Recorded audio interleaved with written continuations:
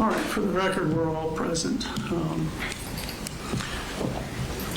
I can safely say never before have I found my position less enviable than I do today.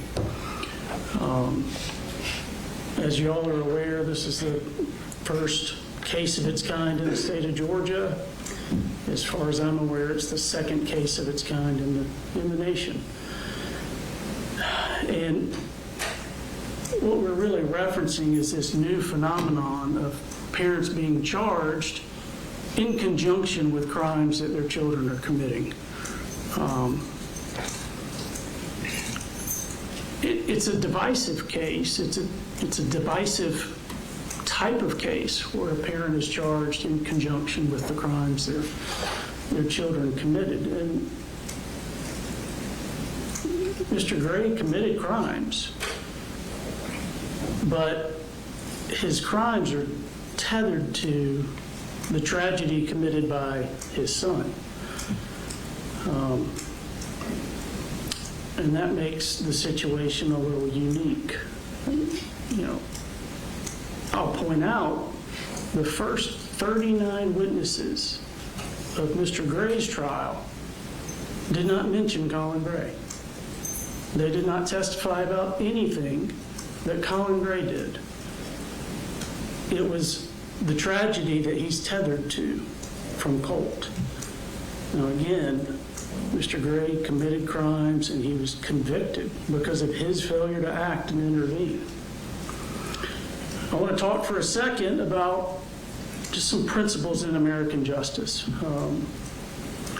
The highest level of criminal responsibility or culpability is for someone who willfully, knowingly, intentionally commits a crime. The lowest level of criminal culpability in our system is criminal negligence. You didn't intend to commit a crime, but you ignored foreseeable harm. You failed to act in a certain way. You failed to intervene. And there's an easy example. Take a premeditated murder. Someone plans a murder. They want to kill someone, and they follow through on that plan, and they shoot him with a gun and kill him.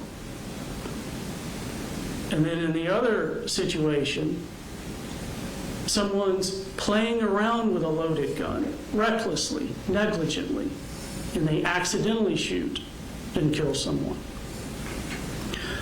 Those crimes aren't punished the same. One is intentional, one is negligent.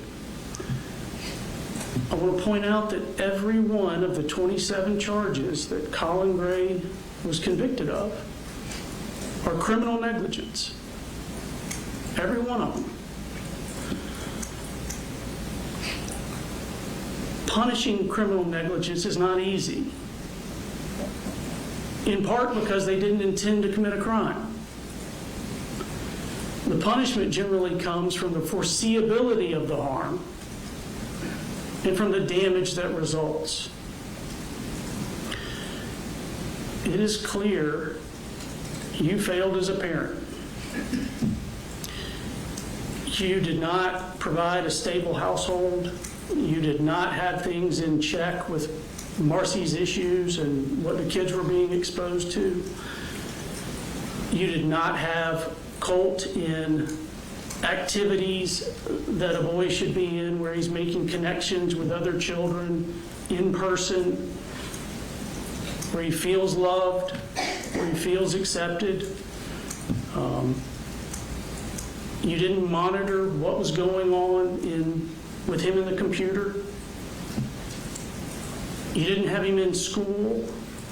He was in your care his entire 8th grade year, and he didn't go to school. And what did he do each of those days he should have been in school? He watched and rewatched the school shooting trial of Nicholas Cruz. He fell deeper and deeper into this obsession when he should have been in school every day. And that was a failure on your part. You didn't get him mental health counseling when it was obvious he needed some.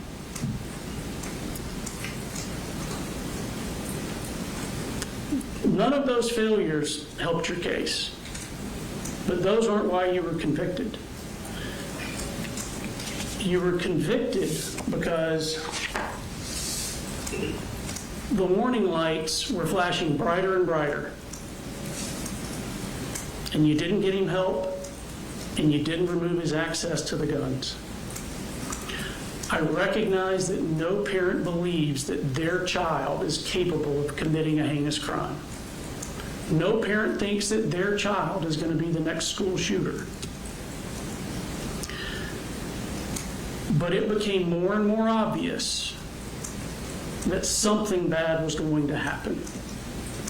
At a minimum, you should have believed that Colt would commit suicide. And you failed to do the simplest things to prevent this. You had gun locks, and you didn't use them. You could have got $100-something safe and put the guns in the safe. If you had done that, you wouldn't be here today. You could have removed the ammo and the magazines from the house, and if you'd done that, you wouldn't be here today. You could have let someone else hold the guns while you got Colt help. If you'd done that, you wouldn't be here today. If you had done any of those things, Ms. Yeremy, Mr. Aspinwall, Mason, Christian would be here today. And your negligence didn't arise in an instant. It was repeated day after day. The entire first month of school was an opportunity to remove the guns to get Colt help. And you failed.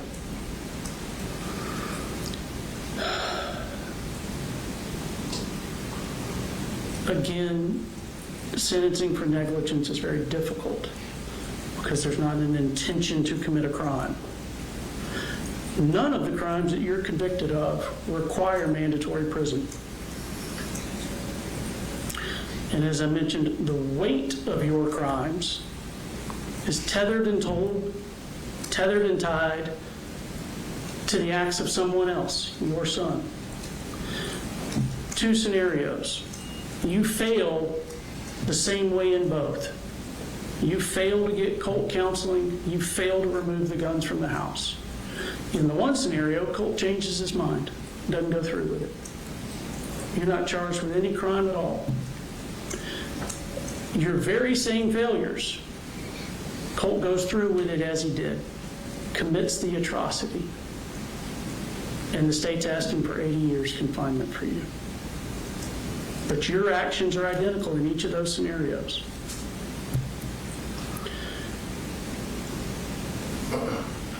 My heart aches for everyone that was there that day, for all of you that have been impacted by it. But the law requires that I set aside emotion. I don't get to sentence with passion. I have the nearly impossible task of sentencing you without passion, despite the immeasurable heartache that you've caused. On September 4, 2024, lives and families were forever altered. You are the but for you failing to get Colt help, but for your failure to remove access to the guns. This doesn't happen. September 4th would have been a normal day. Mr. Aspinwall, Ms. Yeremy, Mason, Christian, Mr. Phoenix, Natalie, Melanie, Taylor, Jackson, they all would have gone home as normal to have dinner with their loved ones. It's the but for that the community has such outrage for you. But it matters that you didn't have actual knowledge that Colt was going to school to do that. It matters that you didn't intentionally commit a crime. It matters that you didn't plan an attack. It matters that you didn't seek to harm anyone. It matters that you didn't pull a trigger.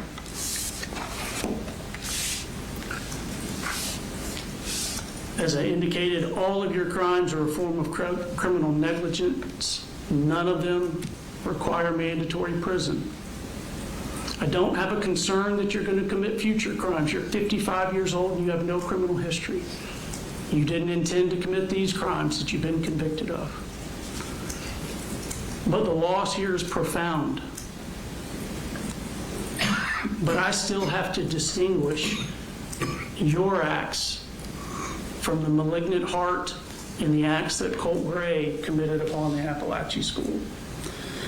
For each of the murders in the second degree, I'm sentencing you to 15 years in confinement concurrent with one another. For each of the involuntary manslaughters, I'm sentencing you to 10 years confinement concurrent. For each non-merging cruelty to children, I'm sentencing you to 10 years in confinement concurrent. For each non-merging reckless conduct charge, I'm sentencing you to 12 months confinement concurrent. This is an aggregate sentence of 15 years in prison. I'm going to have the sentence filed presently. I want to advise you, I'm required to advise you that you have certain post-conviction appellate rights. You have the right to a court-appointed attorney if you need one, to file a direct appeal or a motion for new trial. Those have to be filed within 30 days of today's date. You have a right to file a petition for habeas corpus to challenge any violation of your constitutional rights or any legal errors. That has to be filed within 4 years of today's date. You have no right to a court-appointed attorney for a habeas corpus petition, as it's a civil proceeding. I'll ask defense counsel to file a placeholder motion for you. If you need court-appointed counsel, make sure you apply so that you can comply with those 30-day deadlines. If your motion for new trial is denied, you have a right to a court-appointed counsel and can file an appeal from that within 30 days of that denial.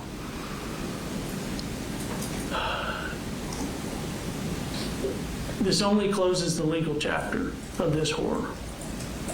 The pain, the heartache, they continue. I understand that. I hope all of you know that this community loves you, and I ask that God gives you peace. Thank you. We're adjourned.